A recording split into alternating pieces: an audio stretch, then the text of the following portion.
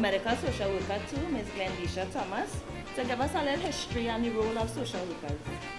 In Trinidad and Tobago, Miss Audrey Lane Jeffers, 1898 to 1968, fondly known as the mother of Trinidadian philanthropy, shaped the notion of community care. She is most remembered for laying the foundation for social work and community development. Other well-known social workers in Trinidad and Tobago include Mr. Hanif Benjamin, Director of Children's Authority, Ms. Verna St. Rose, Mr. Roderick Gordon, also known as Chucky, a Calypsonian, as well as Calypsonian Queen Victoria, to name a few.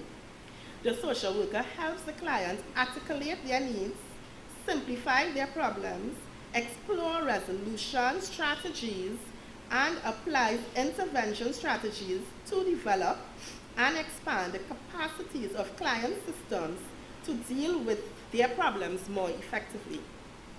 Services provided by the Medical Social Work Department include patient and family education, referral to internal and external services and agencies, discharge planning, home care management, home placement, counseling to individuals, couples, groups, and families. I would like to take some time to stress that counseling is available. Recently, there has been an upsurge of domestic violence, attacks on women. I want to implore you to utilize the service being offered. It can help and it will help you. As such, our role today is that of facilitator, where we have opted based on our research and need assessments to connect the community with the much needed resources of Habitat for Humanity, Forestry, the Career Coach, GAP, Alcoholic Anonymous, and the Blind Welfare Association. We are also here to encourage members to promote going green and caring for the environment as much as possible in simple ways like recycling, not littering, keeping the side of the roads free from debris.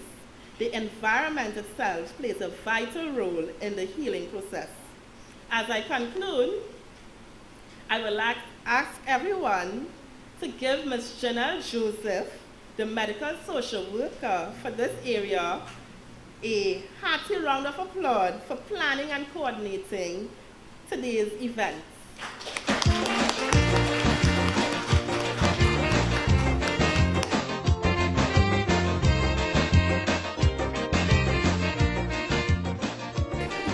Thank you very much, Ms. Thomas. At this time, we would like to all of you even nicer. Do you have any questions? I'm taking questions now. I would like to invite our esteemed guest, Mr. Lingo. Here, he's our guest speaker for today. I just want to give a little one song. Suppose you wake up one morning and you have everything intact, but just so without no warning, you get a heart attack, or you get a stroke, or you lose the sight in your eyes. The way society treats with you, you're going to be surprised. Nobody cares. Nobody cares about we. Nobody cares. If you have a disability, when you are disabled, they don't respect your opinion. If you bring something to the table, they will shoot you down. If you ever try to speak in your own defense, they will turn and tell you what you're saying not making sense. Nobody cares. Nobody cares about we. Nobody cares. If you have a disability, as a disabled person, you might be healthy yesterday, and you can tell me the sky is green, and people will accept that. But as soon as you get disabled and you say the sky is blue, you know it's blue. But because the disabled person say that, you disagree. And I think that nonsense should stop. I came from an era when the school system, while we could have learned more, the challenges we had is that I had to use Braille because I had no other choice, and books recorded on tapes. So I ain't see nobody, so I don't know how old of you might be, but I'm sure most of you know what a cassette player is. Right, we didn't have no internet, so you had to go in the library. If you're looking for a word in the dictionary, Braille is very bulky, and they have, for each book, each letter there's a book. So it didn't make sense for you to walk around with a dictionary. You had to remember the word or write it down and go home and look for it, or go in the library. The books had to be brailled manually. We didn't have no computers. So the books I supposed to get in Form 1 are still waiting on them. Over 30 years, no, I ain't get it yet.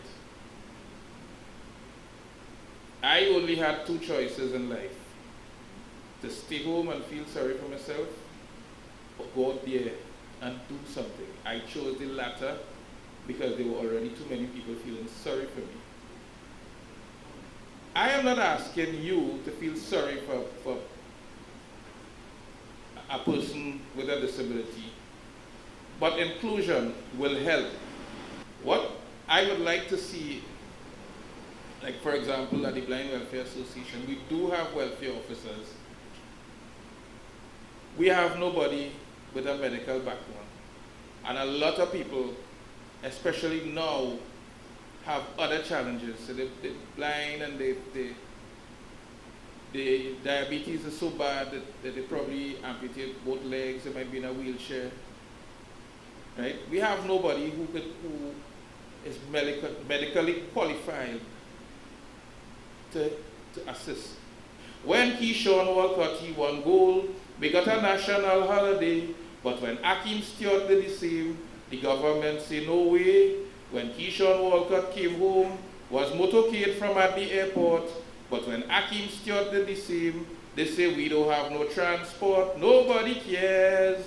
Nobody cares about we. Nobody cares if you have a disability. Thank you. Thank you, Mary. I just want to tell you, social worker cares.